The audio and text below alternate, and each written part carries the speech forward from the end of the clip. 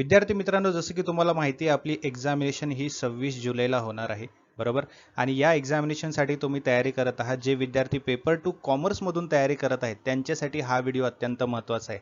कारण आपण 2025च्या परीक्षेमध्ये विचारले गेलेले PYQs बघणार आहोत आणि हे युनिट वाईज PYQs असल्यामुळे आज आपला 6th युनिट म्हणजे business management and human resource management या युनिटमधले प्रश्न आपण डिटेलमध्ये बघणार आहोत.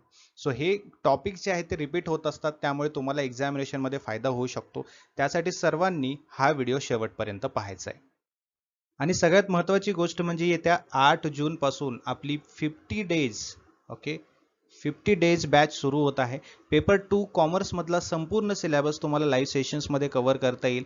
त्यासोबतच तुम्हाला स्टडी मटेरियल मिळणार आहे, जसं की मॉक टेस्ट मिळणार आहेत, फुल सिलेबस नोट्स मिळणार आहेत, PYQs विथ एक्सप्लेनेशन.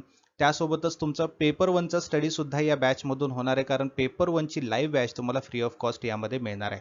तर अजिबात उशीर करू नका. पेपर 2 आणि पेपर 1 दोन्हीची तयारी तुम्हाला करायची आहे. त्यासाठी आजच या नंबरवरती व्हॉट्सअप मेसेज किंवा व्हॉट्सअप कॉल करायचा आहे, किंवा ग्लोबल ऑनलाईनचं ॲप्लिकेशन डाउनलोड करा. ॲप्लिकेशनच्या थ्रू सुद्धा तुम्हाला ही बॅच जॉईन करता येईल आणि प्रिपरेशन करता येईल.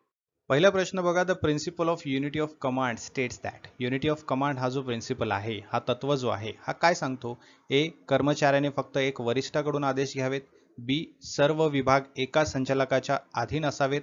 सी, व्यवस्थापनाने एक संघ संस्थेसारखे कार्य करावे. की डी, सर्व स्तरावर उद्दिष्टे एकसारखी असावीत.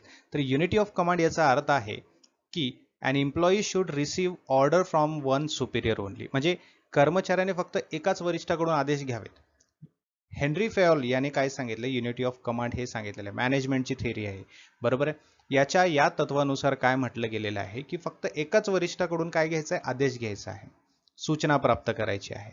जर एखाद्या कर्मचाऱ्याला एकापेक्षा जास्त वरिष्ठाकडून जर आदेश मिळाले तर इथे गोंधळ होऊ शकतो. जे काही त्याची रिस्पॉन्सिबिलिटी आहे, जे काही जबाबदारी आहे, त्याच्यामध्ये पूर्णतः क्लिअरिटी राहणार नाही, अस्पष्टता राहील, है ना. त्याच्या कार्यक्षमतेमध्ये सुद्धा घट होऊ शकते. त्यामुळे आदेश जो आहे त्या आदेशाची एकच साखळी असली पाहिजे. त्यालाच म्हणतो single chain of command. Okay. So unity of command should be 1, म्हणजे एकाच वरिष्ठ अधिकाऱ्याकडून आदेश मिळाला पाहिजे. ठीक आहे. पुढचा प्रश्न बघा. खूप चांगला प्रश्न आणि यावरती प्रश्न दरवेळेस आपल्याला बघायला मिळतोच. What is uniqueness of the 360 degree feedback method? 360 degree feedback पद्धतीचं वैशिष्ट्य काय है ना. आता 360 डिग्री काय मी तुम्हाला सांगतो बघा. अगोदर ऑप्शन्स बघून घेऊया. वरिष्ठ व्यवस्थापक कर्मचाऱ्याचे मूल्यांकन करू शकतात. बी, टीम सदस्य कर्मचाऱ्यांचे मूल्यांकन करू शकतात. सी, पर्यवेक्षक म्हणजे सुपरवायझर कर्मचाऱ्याचे मूल्यांकन करू शकतात. आणि डी, कर्मचाऱ्याशी कोणत्याही स्वरूपात संपर्क असलेले सर्वजण त्याचे मूल्यांकन करू शकतात. तर याचा राईट ऑप्शन आहे ऑप्शन डी, म्हणजे सर्वच. 360 म्हणजे काय? समजा एक वर्तुळ आहे, एक वर्तुळाकार आहे. वर्तुळ किती डिग्रीचा असतो? 360 डिग्रीचा असतो. म्हणजे त्याच्यामध्ये सर्व गोष्टी सामावलेल्या आहेत, बरोबर आहे की नाही. मग जिथे फीडबॅक असतो, 360 डिग्री फीडबॅक हे काही नाहीये, अप्रायझलची पद्धत आहे. एक आधुनिक पद्धतीची परफॉर्मन्स अप्रायझल घेण्याची पद्धत आहे. जिथे अगोदर फक्त तुमचा सुपिरियर जो आहे है ना, तुमचा जो हेड आहे तो काय करायचा? तो अप्रायझल तयार करायचा, त्याच्याकडून त्याचं रिव्ह्यू घेतलं जायचं कर्मचाऱ्याचं. बट इथे तसं नाही. 360 डिग्रीमध्ये आता त्याच्या संबंधित जितके काही लोक आहेत त्या सर्वांकडून त्याचा रिव्ह्यू घेतला जाईल. त्याचे सबऑर्डिनेट्स आहेत, त्याचे पीर्स आहेत, कस्टमर्स आहेत, सप्लायर्स आहेत, है ना. आणि स्वतःचं सुद्धा सेल्फ अप्रायझल पण याच्यामध्ये येतं. सो या सर्व गोष्टींमधून जेव्हा रिव्ह्यू घेतला जातो एका एम्प्लॉईचा, एका कर्मचाऱ्याचा, त्याला 360 डिग्री म्हटलं जातं. त्याच्या अनुषंगाने किंवा त्याच्या बेसवरती आपण जर ऑप्शन्स बघितले तर डी ऑप्शन एक्झॅक्टली बरोबर येतो. कर्मचाऱ्याशी कोणत्याही स्वरूपात संपर्क असलेले सर्वजण त्याचे मूल्यांकन करू शकतात, म्हणजे 360 डिग्री. ठीक आहे. सो राईट आन्सर जो आहे तो आहे ऑप्शन डी. पुढचा प्रश्न बघा. Who stated that needs should be categorized and that there is a basic distinction between lower order needs and higher order needs. ठीक आहे. गरजांचे वर्गीकरण केले पाहिजे आणि त्यामध्ये निम्नस्तरीय आणि उच्चस्तरीय गरजामध्ये मूलभूत फरक आहे असं कोणी सांगितलं? असं पॉटर लॉयरने सांगितलं, लॉलरने सांगितलं, मास्लोने सांगितलं, ॲल्डरफरने सांगितलं, विक्टर व्रूमने सांगितलं. कोणी सांगितलं? तर मास्लोने सांगितलं. अब्राहम मास्लो या नावाचा एक थेरी लिहिणारा व्यक्ती आहे, शास्त्रज्ञ आहे. ठीक आहे. हायरार्की ऑफ नीड्स थेरी अशी थेरी त्यांनी मांडलेली आहे. कुठली? Hierarchy of needs theory. यामध्ये त्यांनी 5 गोष्टी सांगितलेल्या आहेत. 5 स्तर आहेत, लेवल आहेत, त्या स्तरावरती त्यांनी काय मांडलेलं आहे, नीड्स मांडले आहेत, गरजा मांडलेल्या आहेत. ठीक आहे. आणि या पाचींना सुद्धा दोन गोष्टीमध्ये डिवाइड केलेलं आहे. एक म्हणजे लोअर नीड्स आणि दुसरा म्हणजे हायर नीड्स. लोअर नीड्स मध्ये येतो दोन गोष्टी येतात, त्या 5 स्तरांपैकी 2 स्तर येतात, सायकोलॉजिकल आणि सेफ्टी नीड्स. आणि हायर ऑर्डरमध्ये 3 येतात, सोशल नीड्स, एस्टीम नीड्स आणि सेल्फ ॲक्च्युअलायझेशन नीड्स. ठीक आहे. या गोष्टी 2 स्तरामध्ये मांडणारा व्यक्ती कोण आहे, तर मास्लो आहे. पुढचा प्रश्न बघा. The act of increasing the knowledge and skills of the employee for doing a particular job is called motivation, information, leadership की training. Okay, so that is nothing but the training आहे ते. एखादं विशिष्ट काम प्रभावीपणे जर करून घ्यायचं असेल तर त्या व्यक्तीचं नॉलेज अँड स्किल्स त्याच्यामध्ये काम करतं. बरोबर आहे ना. जितकं नॉलेज असेल, जितके स्किल्स असेल, तर ते कामं पटापटा व्हायला लागतात. त्यासाठी ट्रेनिंगची गरज असते, त्यासाठी जास्तीत जास्त प्रॅक्टिसची गरज असते. मग जेव्हा हे ट्रेनिंग दिली जाते, ट्रेनिंग दिलं जातं म्हणजे काय केलं जातं, त्याच्यासाठी आवश्यक ज्ञान आहे ते दिलं जातं, त्याचे स्किल्स वाढवले जातात. त्यांना टेक्नॉलॉजी, त्यांची कार्यपद्धती, त्यांची शिकवण्याची प्रक्रिया, या सर्व गोष्टी त्याच्यामध्ये दिल्या जातात, प्रोव्हाइड केल्या जातात. ठीक आहे.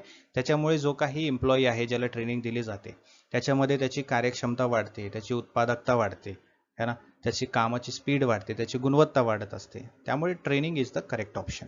ओके. मोटिवेशन जे आहे, मोटिवेशन हे कर्मचाऱ्यांना चांगलं काम करण्यासाठी प्रेरित करण्यासाठी, प्रोत्साहित करण्यासाठी मोटिवेशन दिलं जातं.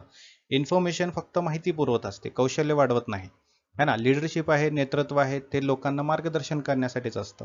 क्षमता आहे, है ना. हे प्रशिक्षण आहे का, नाही, हे ट्रेनिंग नाही आहे. त्यामुळे ऑप्शन डी एक्झॅक्टली बरोबर आहे.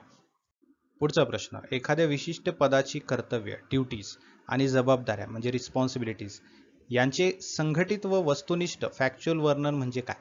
Job specification, job analysis, job description की job rotation. That is job description. अलग लक्षात, जॉब डिस्क्रिप्शन. आता जॉब डिस्क्रिप्शन म्हणजे काय? समजा एखाद्या विशिष्ट पदावरील कामाचे, है ना, सविस्तर वर्णन करणं किंवा लेखी वर्णन करणं म्हणजे जॉब डिस्क्रिप्शन असतं, है ना. त्याच्यामध्ये त्या पदाची, त्या लेवलची काय कर्तव्य आहेत, काय रिस्पॉन्सिबिलिटी आहे, त्याचे काय राईट्स आहेत, अधिकार आहेत, है ना, रिपोर्टिंग रिलेशनशिप काय असणार आहे, या सर्व गोष्टी त्याच्यामध्ये दिल्या जातात. त्याला आपण जॉब डिस्क्रिप्शन असं म्हणत असतो. आलं लक्षात. आता यामध्ये जॉब स्पेसिफिकेशन जर म्हटलं तर एखादं पद आहे समजा, आहे ना, मग त्या पदासाठी जे काही आवश्यक असलेली तुमची शैक्षणिक पात्रता असेल, तुमचे अनुभव असेल, तुमचे पर्सनल काही गोष्टी ज्या रिक्वायर्ड आहेत त्या जॉबसाठी, त्याला जॉब स्पेसिफिकेशन म्हणतात. या गोष्टी त्याच्यात ॲड असतात. जॉब ॲनालिसिस हे अगोदर केलं जातं, है ना. मग त्या जॉब रिलेटेड, त्या नोकरीविषयी काय माहिती आहे, माहिती गोळा करणं, विश्लेषण करण्याची प्रक्रियेला जॉब ॲनालिसिस म्हणतात, है ना. आणि त्या जॉब ॲनालिसिसच्या आधारावर मग पुढे जॉब डिस्क्रिप्शन आणि जॉब स्पेसिफिकेशन तयार होत असतं. ते जॉब ॲनालिसिस सगळ्यात आधी होत असतं. आणि जॉब रोटेशन म्हणजे वेगवेगळ्या पदावर काम करण्याची संधी असते, वेगवेगळे पद असतो तो, ठीक आहे ना. जो एम्प्लॉई असतो तो वेगवेगळ्या पदावर असेल, वेगवेगळ्या विभाग असतील, है ना, त्याच्यामध्ये त्याला काम करण्याची जर संधी मिळाली, अपॉर्च्युनिटी मिळाली, दॅट इज जॉब रोटेशन. वेगवेगळं काम. अलग लक्षात. हे आहे. तुमच्या क्वेश्चन नुसार जर बघायला गेलं तर ते आहे जॉब डिस्क्रिप्शन. बघा, business management and human resource मॅनेजमेंटचे प्रश्न जर तुम्ही व्यवस्थित समजून घेतलात तर अगदी सोपे असतात बरं का. थोडंसं प्रश्नाकडे लक्ष द्यायचं, तुम्हाला फोकस करायचं आहे. ओके. बघा, पुढचा प्रश्न काय म्हणतोय, नियोजन प्रक्रियेतील प्लॅनिंग प्रोसेस, है ना, नियोजन प्रक्रियेतील म्हणजे प्लॅनिंग प्रोसेसमध्ये कोणत्या टप्प्यामध्ये योजनेची प्रत्यक्ष अंमलबजावणी म्हणजे एक्झिक्युशन केलं जातं? Which of the following steps in the planning process involves the execution of a plan? Implementation, selection, evaluation की रिव्ह्यू? ऑब्वियस आहे. अंमलबजावणी म्हटलंय, एक्झिक्युशन म्हटलंय, तर इम्प्लिमेंटेशनच असणार आहे की नाही. अंमलबजावणी म्हणजे काय? इम्प्लिमेंटेशन, है ना. आता आपलं जे नियोजन प्रक्रिया असते, बरोबर आहे, प्लॅनिंग प्रोसेस असते, त्याच्यामध्ये हा एक असा टप्पा आहे ज्यामध्ये जे काही आपण योजना तयार केलेल्या आहेत ते प्रत्यक्षपणे कृतीत आणत असतो, प्रत्यक्षपणे ते करत असतो, आपण इम्प्लिमेंट करत असतो, त्याला इम्प्लिमेंटेशन म्हणतो आपण, है ना. नियोजन, त्यासोबतच ऑप्शन्सची निवड, है ना, निर्णय घेतल्यानंतर त्या योजनेनुसार काम सुरू केले पाहिजे, है ना. आणि तसंच काम केलं जातं, म्हणजे जे काही आपण ठरवलेलं आहे ते आपण आता इम्प्लिमेंट करतो, एक्झिक्यूट करतो, त्याला इम्प्लिमेंटेशन म्हणतो आपण. ओके.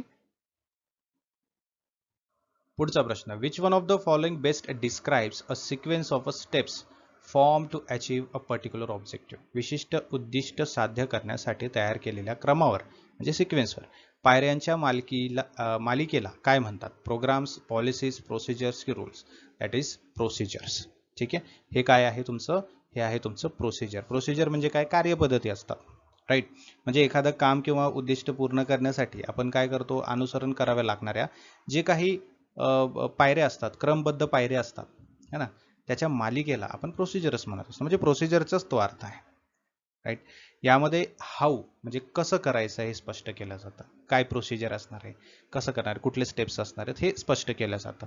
त्यामुळे जे काही काम आहे त्याच्यामध्ये एकसारखेपणा येतो, सिमिलॅरिटी येते, त्याच्यामध्ये शिस्त येते, त्याच्यामध्ये तुमची प्रोडक्टिव्हिटी वाढते, कार्यक्षमता वाढते, है ना. So procedure is the thing which is the best described as a sequence of steps formed to achieve the particular objective. पुढील प्रश्न, which of the following refers to the series of activities undertaken by HR managers to source candidates?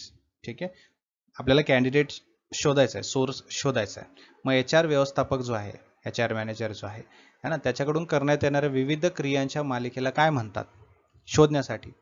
त्याला म्हणतात recruitment. ही सगळ्यात पहिले शोधण्याचं म्हटलं तर recruitment येतं.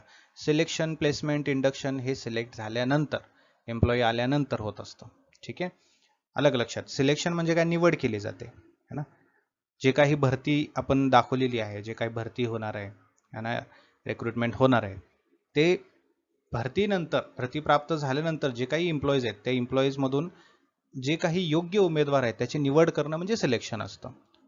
Placement म्हणजे काय? जे काही सिलेक्ट झालेले आहेत, एम्प्लॉईज सिलेक्ट झाले, त्यांना एका योग्य त्यांचे जो जॉब आहे म्हणजे त्यांचं पद जे आहे तिथं त्याची निवड करणं, तिथे त्याला सोपवणं, त्याला प्लेसमेंट म्हणतात. ठीक आहे. आणि इंडक्शन म्हणजे एकदा का एम्प्लॉई झाला म्हणजे तुमच्या कंपनीचा तो आता एम्प्लॉई झालेला आहे, मग त्याला इंडक्शन कॉल घेतला जातो, है ना.